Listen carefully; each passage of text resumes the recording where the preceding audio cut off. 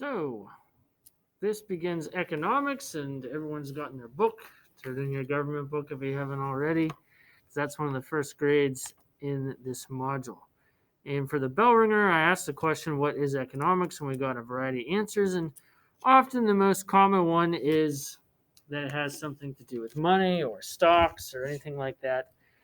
But the actual definition is quite a bit simpler. And so in the notes here that we'll start, this goes over basic economics. In other words, what is the science of economics? What does it study? And so that's the first question that we'll end up looking at is, what is economics?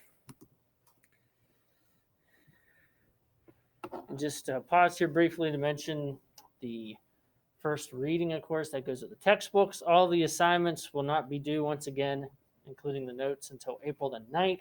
So the Friday after we come back from Easter break, since we have 2 short weeks here. But anyway, economics itself is simply a study of choice.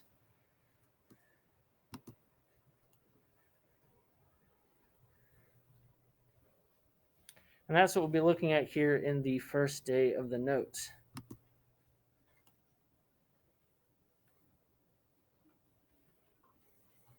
I think I might even already had that title in. If you clicked on the file, you'd see that the first day is set up just for this particular topic.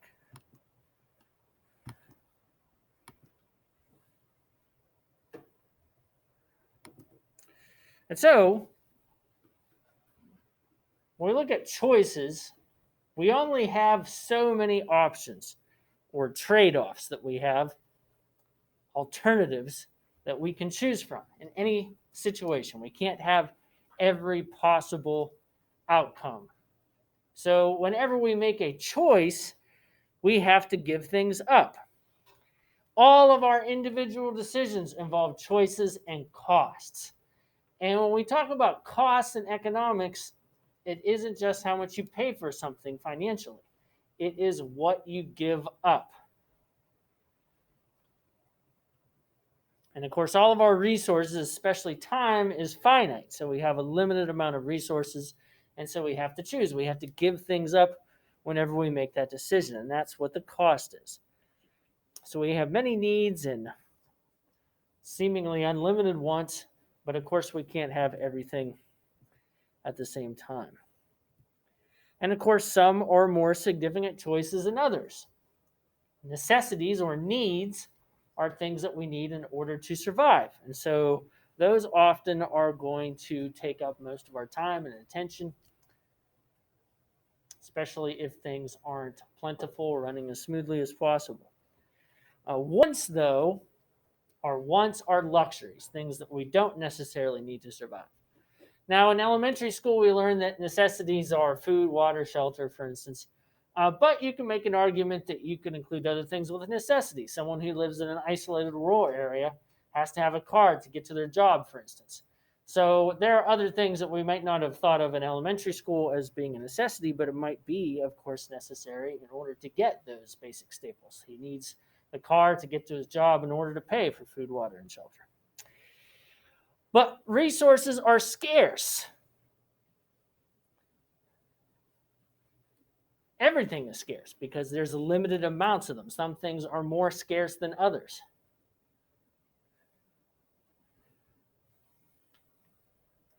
And whenever we find that there is a resource, maybe it's time, maybe it's gasoline, maybe it's bread, but whenever there is a sudden shortfall of that resource, it's referred to as a shortage. And that's important to remember. Everything is scarce because there's a limited amount of everything. And when there's suddenly a shortfall of something, it's referred to as a shortage.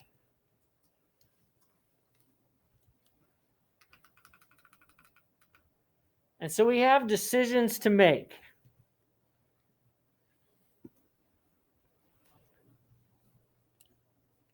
For instance, maybe this morning you woke up and before you turned off your alarm or hit snooze, you need to decide, should you go back to sleep?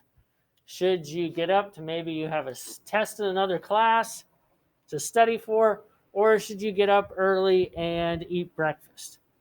And so if you decide to hit the snooze bar and go back to sleep, then the cost was the opportunity cost, because you had the opportunity to do other things with your time, was the fact that you now aren't as prepared for whatever test you might have, or you're going to be hungry when you get to school. So those are the opportunity costs. And so you hear that phrase in economics quite a bit, opportunity costs.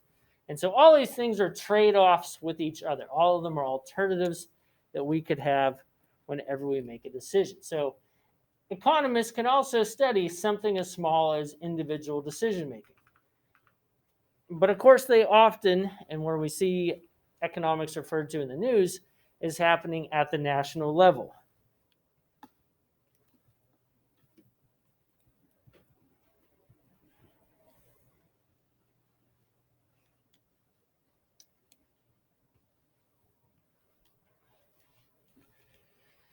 And one of the big things that a government has to decide for a nation is where it should put its resources. And there's one of two options, that a country can have on where it should put those resources.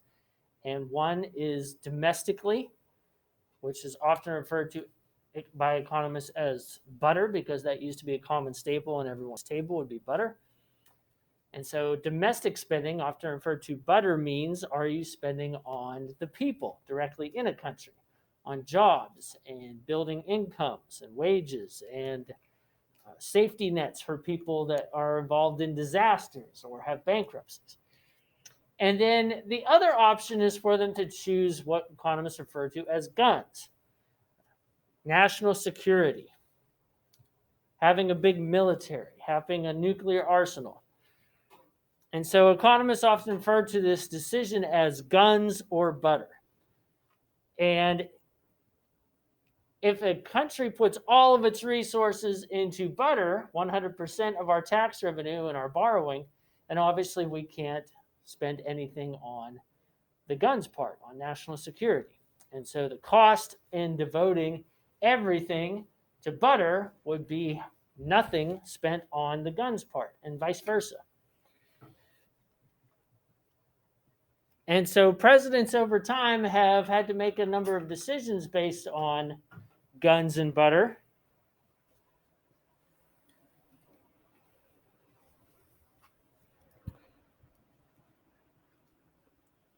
Franklin Delano Roosevelt, for example, FDR, when he came into office, his main objective was to fight the Great Depression. And so most of his attention, almost all of it, was taken up for the butter part of the decision-making process. Domestic spending, improving the economy, getting people back to work. However, once December 7th happened in particular, he needed to focus almost all of our attention on the guns part.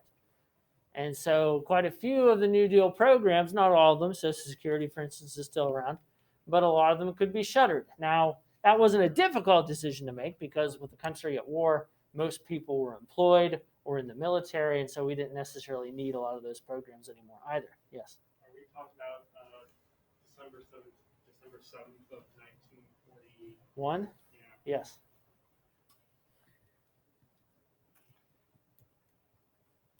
But sometimes it's not an easy decision.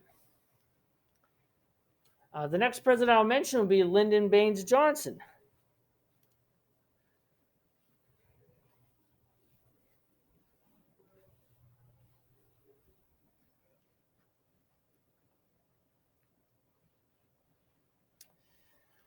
Lyndon Johnson had been a young congressman and he had served in the military during World War II, and so he greatly admired FDR. But like many politicians, he was ambitious and he wanted to do even better. And so he wanted to completely eliminate poverty. And he called it his war on poverty, and the collection of programs he had, similar to the New Deal but a little bit different, were called the Great Society programs. And that included quite a few different things. Head Start, for instance, was begun during this time. Medicaid, which is health insurance for the impoverished. College loans and grants. The space program. Funding for universities. Expanding unemployment insurance. Expanding Social Security to the disabled. So lots of different things happened under LBJ. But he wasn't able to continue those. He had to make eventual cutbacks in the butter part. And that was because of the war in Vietnam. He didn't want to look weak on communism, and so he went against his better judgment and invested a lot of the nation's resources there instead. However, it is possible to have it both ways, but then the cost just shifts somewhere else. George W. Bush, when he came to office, like a good Republican, of course, he cut taxes, which is providing butter, letting people keep more of their money in their paychecks to spend at home. And then the war on terror happened. So a lot of people said you're going to have to raise taxes in order to pay for the war on terror. And he said, no, let's do them both. And so the cost, of course, is massive amounts of debt. And so the previous president and Republican Congress had worked together to create a budget surplus, and that quickly evaporated under the next president.